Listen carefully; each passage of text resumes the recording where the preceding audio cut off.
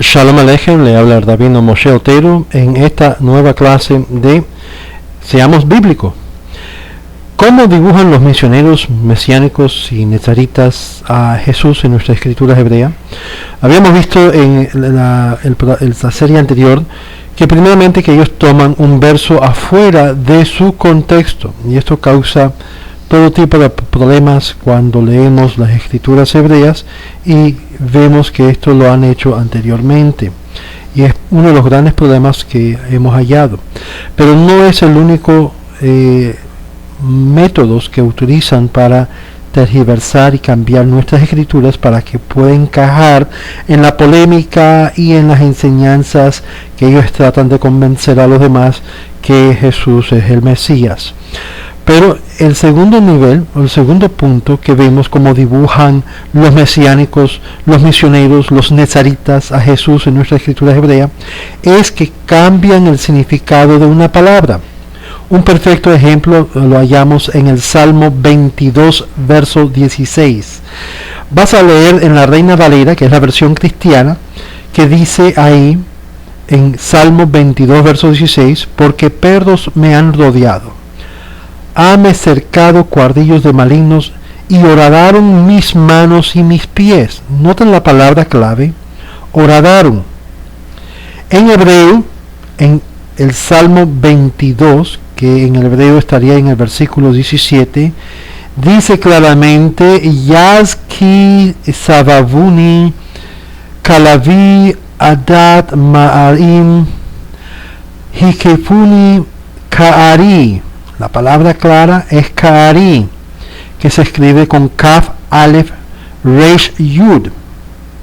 Aquí, la versión castellana de la traducción del hebreo por Katz-Nelson lo traduce de la siguiente forma: me han rodeado los perros, me han cercado una turba de malhechores, como a un león me ataron mis manos y mis pies.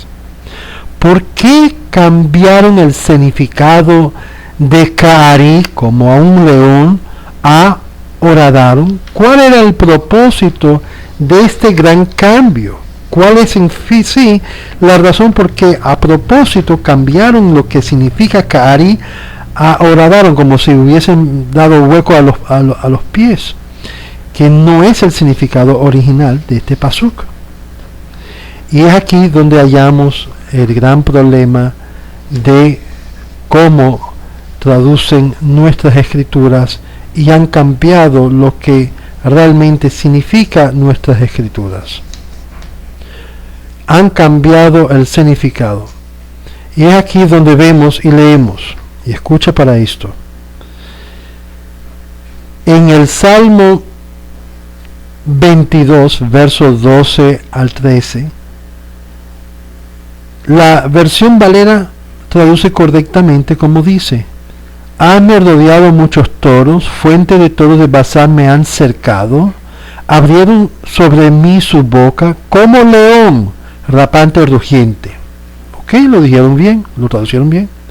Salmo 22, versos 20 al 21. Libra de la espada de mi alma, del poder del perro mi única. Sálvame de la boca del león y óyeme librándome de los cuernos de los toros o unicornios. Ok, traducieron bien.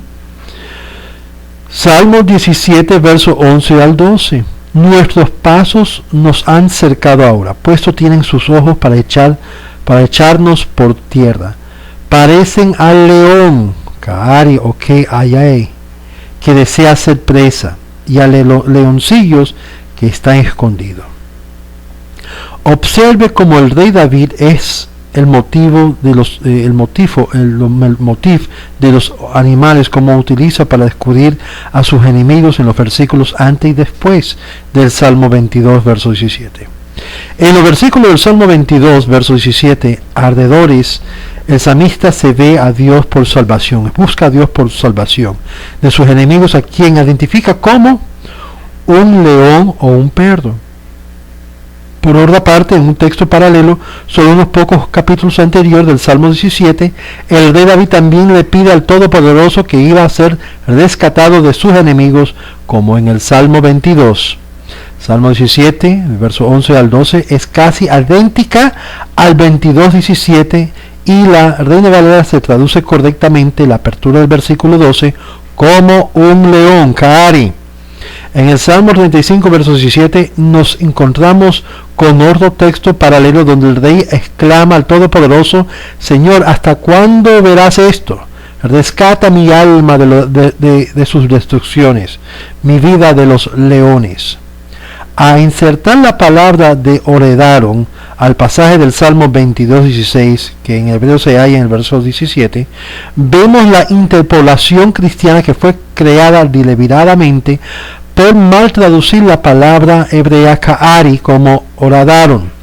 La palabra Ka'ari, sin embargo, no significa Oradaron, sino como un león. El fin del Salmo 22:17, por lo tanto, lee apropiadamente: como a un león ellos me ataron, mis manos y mis pies. Si el rey David quiso escribir las palabras Oradaron, pudiera escribir la palabra Dakar o Ratzah, las cuales son palabras hebreas comunes en las escrituras hebreas, pero esto es un ejemplo de una invención cristiana para cambiar el significado de la palabra y de la traducción. Pero esto no es el único lugar donde los cristianos o los eruditas cristianos, los escribas, han hecho esta estratagema de nuestras escrituras hebreas.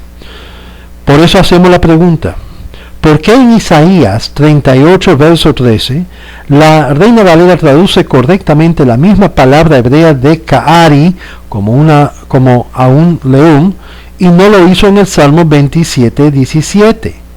Leemos lo que dice en Isaías. Claramente dice: Ad Kikar Ka'ari.